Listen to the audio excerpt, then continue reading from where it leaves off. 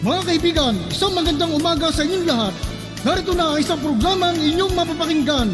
Hatid sa inyo ni Mel Elizalde, batikang broadcast journalist, sa kanyang pagtalakay sa mga napapanahong balita sa loob at labas ng ating bansa. Gayon din sa pagbibigay ng mga kalaman na kanyang tinipon tungkol sa kalusugan, ekonomiya, agrikultura, pangkabuhayan, politika at ang sitwasyon sa katahimikan ng bansa. At ngayon, narito na ang guro ng palatuntunan, Mel Elizalde.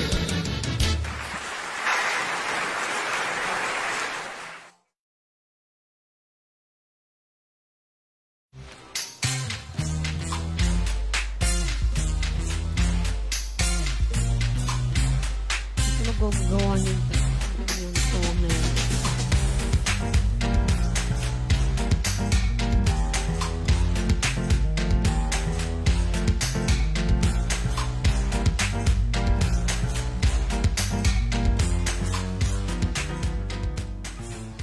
Yes, ma'am.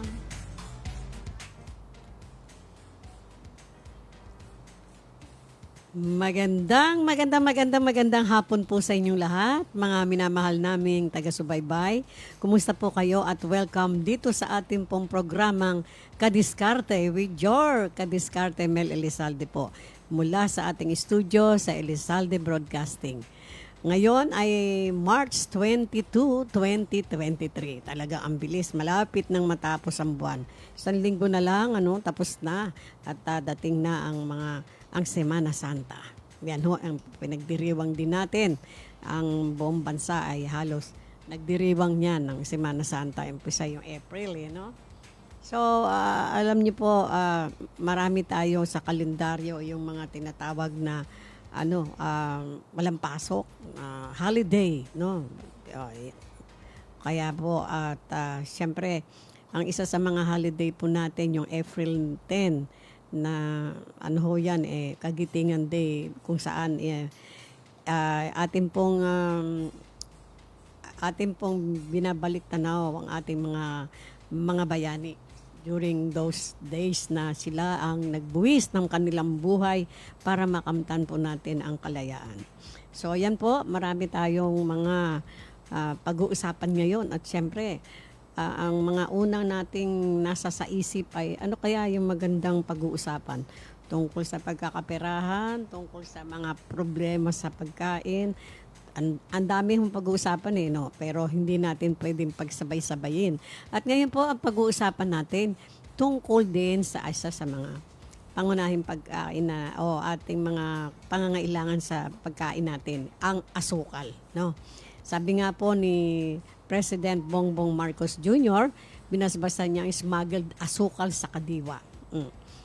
Yan po, pag-usapan natin. Kasi kung inyo pong natatandaan, ay sumabog ang balita na ang dami-dami daw pong asukal na pumasok dito, illegal.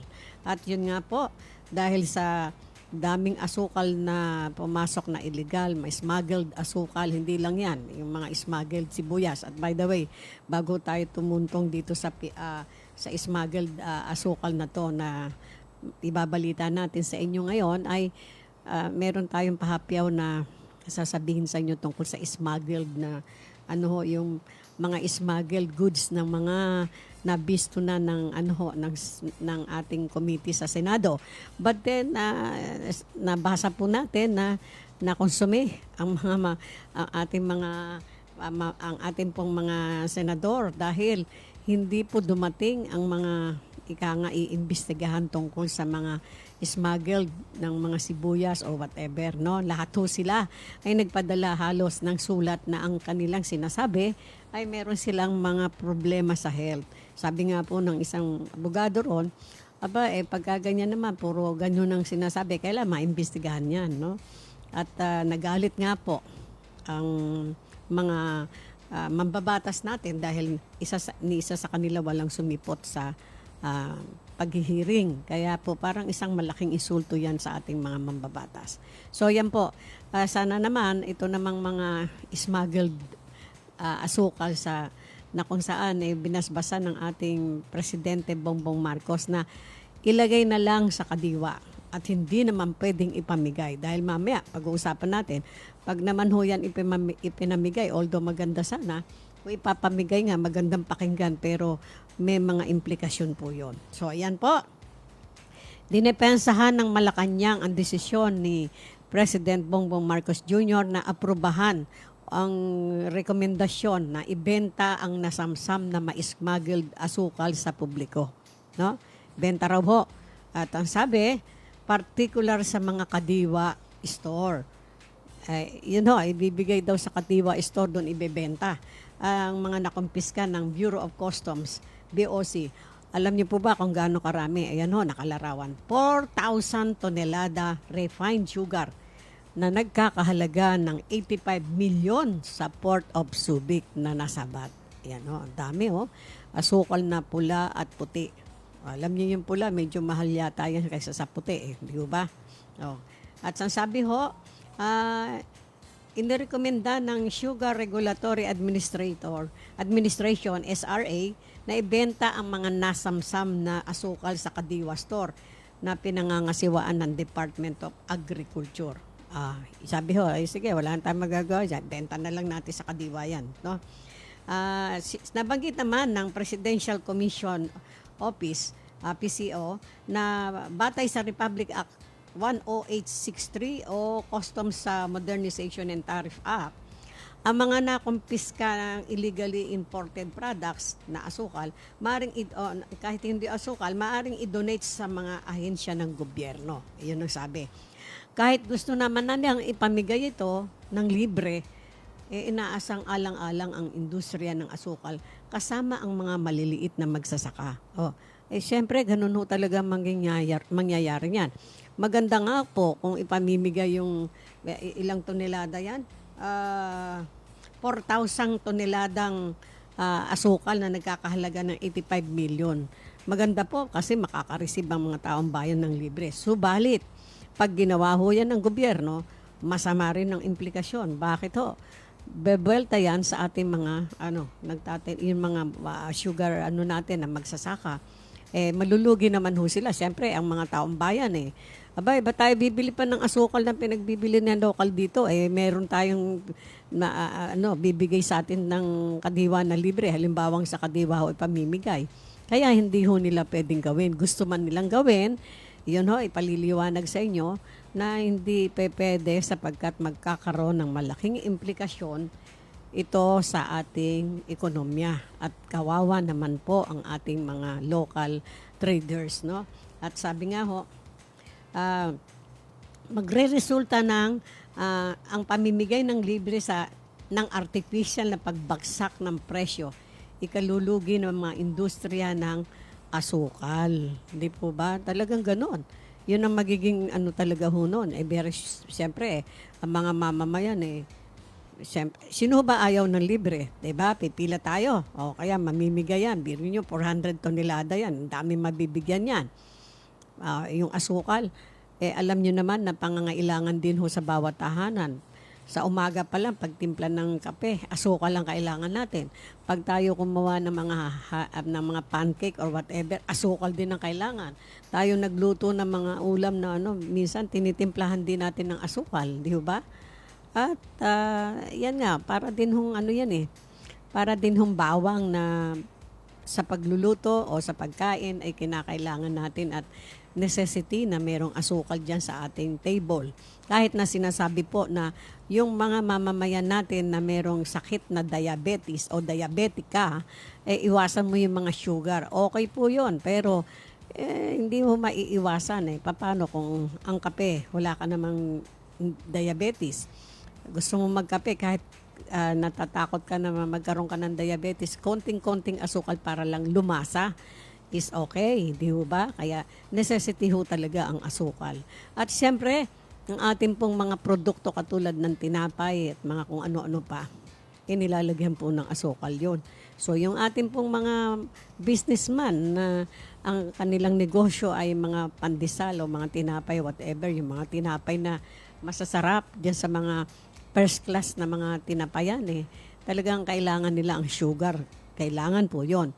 Dahil sa mga cakes, mga pastries at kung ano-ano pa, hindi po ba? Kaya necessity po at talagang pangangailangan ng ang sugar. Ngayon naman na nasabat nga sa Subic ang 400 tons, 400 na toneladang sugar na sabato yan sa Subic at sinasabi na ay mabuti pa pagbili na lang natin ng medyo nasa lugar na kung saan mga 86 at 110 per kilo kasi ngayon ang naglalaro sa pagitan ng 86 hanggang 110 per kilo ang asukal, no? Mababa na ba ngayon yun? Kasi kaya ko po hindi alam dahil hindi naman wala akong nag-aano sa bahay ng asukal dahil yung kasama ko po, yung aking bana medyo diabetic kaya ayaw namin ng asukal. Ako naman, bihira ho ako magkape, no? Yan ho. Inatasan ng Pangulo na magkaroon ng coordination sa BOC, Bureau of Customs at ilang pang ahensya ng gobyerno para siguraduhin na ligtas ang mga smuggled goods. Ano ibig sabihin po na ligtas? Na at least hindi ho ipamimigay kundi ibebenta ng medyo ayos lang sa presyo, no? Para hindi makaperwisyo ang dumagsa na to na smuggled sugar. Kasi alam nyo naman, yung law of supply and demand ay talagang mabisa po yon. Halimbawa, pag sobra ang supply, ang demand ay kakonti, lugi.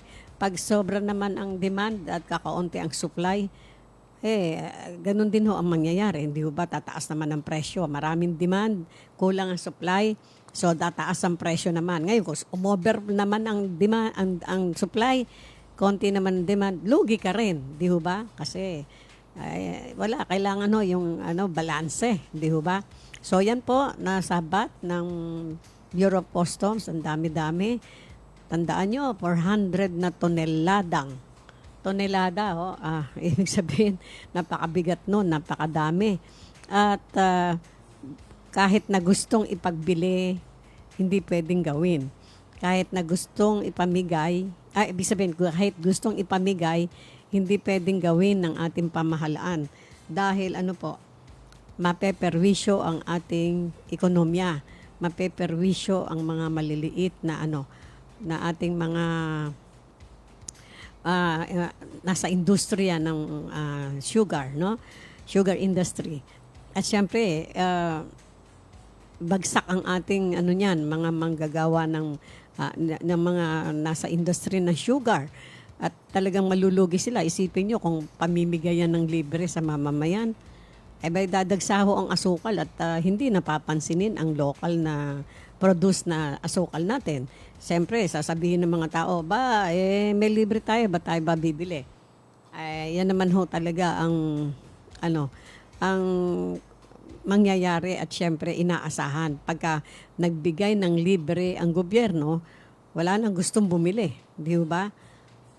Yan po ibig sabihin, magmamagandang loob ang gobyerno, pero magkakaroon naman ng masamang implikasyon sa ating ekonomiya. Kaya sana naintindihan ng ating mga mamamayan yan. At hindi sinasabing, total, smuggled naman yan, tama yan, pamigayan. Hindi po natin naintindihan kung paano ang flow ng industry sa atin. Siyempre, hindi naman po tayo ekonomista. Kaya naman po pinapaliwanag sa atin ng BOC na sinasabi nga na gusto mang ipamigay, walang magagawa kundi ipagbili ito sa tamang kung ano yung nasa presyo na pinagbibili sa merkado. Sabi ho, nasa 86 at 110 per kilo ng asukal. Para hindi ho tayo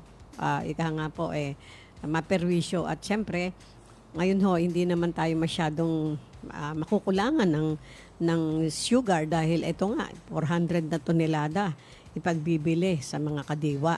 At syempre, alam nyo naman, pag sa kadiwa, may discount yun na malaki, no? Katulad yung mga ibang produkto dyan, yung mga bigas, hindi natin makikita sa merkado yung presyo niyan. Paano kung walang kadiwa sa isang lugar na, sa isang probinsya o sa isang lugar na dagsaan tao? Syempre, maghahanap ng kadiwa. Dapat lagyan ho lahat nilang ng lahat. O bakit kaya hindi na lang pati sa lahat ng merkado? Hindi lamang sa kadiwa, para pare-pareho na lang ho na meron. Hindi natin alam kung ano ang reason behind ng ating gobyerno. Siyempre, magtatanong tayo at marahil in the future, ipaliliwanag yon bakit kailangang sa kadiwa lang ipabili yung mga murang bilihin. Alam nyo naman, minsan hindi pa naman hukalat yung kadiwa sa buong Pilipinas Hindi po ba? Lalo na sa mga probinsya. Dito lang siguro sa Metro Manila yan, may mga kadiwa tayong nakikita at doon sa mga mauunlad na mga probinsya, nakagisnan na ho natin yan. Ako na ano ko ho yan, naranasan ko yung may kadiwa noon, nung malilit pa yung aking mga anak. Talaga namang mura ang mga presyo ng kasi nag-umpisa po yan doon sa kaniyang ama na si President Ferdinand E. Marcos. Siya ang nag-umpisa niyang kadiwa na yan. Kung kaya't binuhay lang ho nila ngayon at maganda naman ang layunin, di po ba? Kaya lang nagtatanong po ating mga mamamayan, bakit kailangan sa kadiwa lang? Bakit hindi na lang lahat sa mga merkado na sa lahat ng sulok ng merkado o lahat ng merkado sa dito sa ating bansa, no? Para ika nga hindi ho nahihirapan yung mga tao na maghanap pa ng kadiwa. Pero siyempre, pag sinabing kadiwa, branded yun no? Pag sinabing kadiwa, well, nandyan yung mga murahing malaking pagkamura ng mga presyo. Magtiyaga tayo, pumila tayo, mga gano'n. Siyempre, ang kadiwa po ay dinadagsa ng mga tao yan. Once na may kadiwa sa inyong lugar, siyempre, pipilitin nyo pang pumila kaysa sa kasi ang bawat presyo po ay tinitignan natin at sinasabi natin na ay malaki ang pagkakadipresya. Kailangan pumila na lang tayo. Bakit ho tayo pipila? Alam naman natin na ang kadiwa ay dinadagsa ng tao. Baka mga pumipila pa yan, no? So, bago po tayo magpatuloy, ay gusto ko pong i-shout out yung ating mga nagsisipag bigay ng kanilang mga ng kanilang mga iisipan dito sa ating programa. Miss Josephine D. Agapito is watching. Thank you so much. Of course, Miss Diding Elizalde is also watching from Antique. Thank you so much. At yan po, wag natin hong kalilimutan na wag sasama yung loob natin na ang daming nasabat na asukal, 400 tons. Tama lamang na yung desisyon sana nila na pamigay na lang dahil marami nangangailangan. Yun nga po, gusto nga ipagbili, pamimigay ng libre pero may implikasyon hong hindi maganda para sa ating ekonomiya at sa ating mga maliliit na mga traders, ganun din sa malalaki. Yung ating po, lalo na ating mga magsasaka. Lalo ho silang maludugi dahil pag pinimigay ho yan ng libre. So para maging patas, tama po ang desisyon ng ating gobyerno na ipagbili na lang sa tamang halaga na nasa rate ng ating mga bilihan ngayon na naglalaro daw sa 86 pesos at 110 per kilo. Ano kaya yung 86 pesos? Siguro yung mas mahal yung pula, no? Kasi sabi ho nila yung pula daw mas magaling na asukal. Galing yata yun sa ano ba yun? Basta sabi nila brown sugar is much better than white sugar, no? Yun ang sinasabi. Okay, alam naman ng mga mamimili yan, bagamat hindi pa natin alam ano ang tunay na dahilan. What is the big difference between brown and white sugar? Opo. Yan ho, maganda ho yung mga news natin ngayon dahil nakaka-solve ng ating mga problema sa mga pang-araw-araw na bilihin. Katulad nga po yung asukal. So, dumagsa yung mga smuggled na asukal, nasabat sila. So, pasensya sila, nalugi sila. So, yun na nga.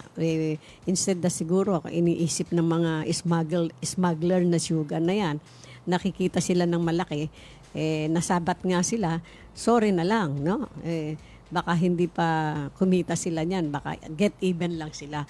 At sana po ay yung mga smuggler na yan ng mga pagkain dito sa atin, no? Masyado maimbestigahan na. Katulad nga ho yung Sibuyas Queen. Anak ng baka ito, nasa mga pahayagan na hindi sumisipot sa investigasyon at nagpadala ng sulat na siya ay may sakit. No? Lahat sila puro may sakit na na-imbierna ang ating mga mambabatas. Sabi nga ho, para silang niloloko, parang gano'n, no? Parang na-insulto po sila sapagkat walang sumipot sa investigasyon.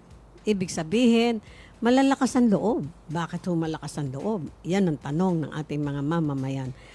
Pagkaganyan po ang mga aktwasyon ng mga pinaiimbestigahan sa mga ganitong mga problema sa bansa.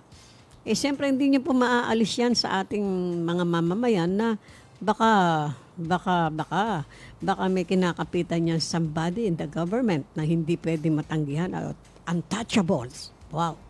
Pagka ganyan po tayo lagi, may mga untouchables dito na gumagawa ng ikasisira ng ating industriya. Ewan ko lang ho kung paano tayo aagwanta niyan. Yun lang ho ang ating problema. Sana po ay matigil na yan at alam nyo, maraming bashers, kung napapakinggan natin, talagang inaatake yung mga people behind this smuggled na hindi natin po alam kung ito ba'y mga marites or what. Wala tayo ho pang basihan kung ito ba'y katotohanan, kaya hindi ho natin ito maiere. And so, pinapaalam na ho natin sa inyo at alam naman natin ang ating mga mamamayan ay nagbabasa. Lahat ho ng klaseng babasahin sa Google, sa YouTube, etc.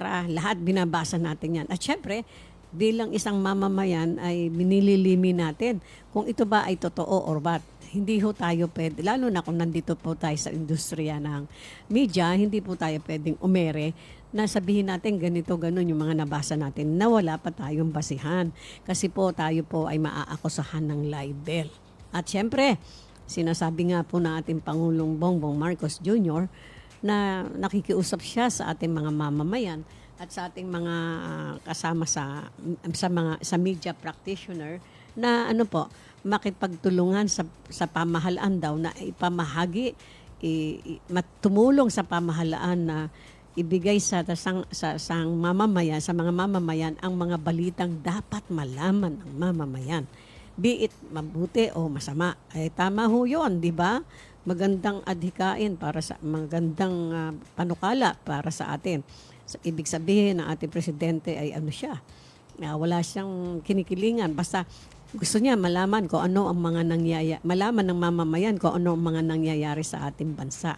Tama po yun. So ngayon tayo naman bilang mga mamamayan, we listen. And of course, limiin natin kung ano yung mga sinasabi. Kung may katotohanan ba ang mga balita bago tayo maniniwala, okay, sige, basahin natin lahat ng mga dapat natin basahin at hindi dapat basahin. Basta mababasa, basahin. Di po ba? Kasi yan ang magbibigay sa atin ng ideya kung ano ba talaga ang katotohanan. Mahirap naman ho kasi yung puro positive ang ating nababasa. Siyempre, meron din tayong mga negative na mababasa at from there, pwede nating limiin, no? Pag ikumpara kung ano ba to, totoo ba to o hindi. Parang ganyan, di ba? At syempre, bago tayo magbibitaw ng ating espekulasyon o anumang paniniwala, dapat meron tayo talagang basihan na talagang totoo yung ating pinapaniwalaan at nabasa. Yan ho. Katulad yung ho dyan sa ito nga pong mga yung mga smuggled na mga sibuyas, smuggled na asukal, smuggled na asin. Lahat na smuggled baka kung pwede lang yata pati tubig smuggled na nila. Hindi ho ba, no? Nakaka-consume na isipin sapagkat tayong mga mamamayan na maliliit ang natatamaan yan dahil tayo yung mga mamimili. At siyempre yung mga mamamayang ika nga po ay talagang sobrang hirap. Ang ultimo sentimo ay binibilang upang mapagkasya ang kanyang mga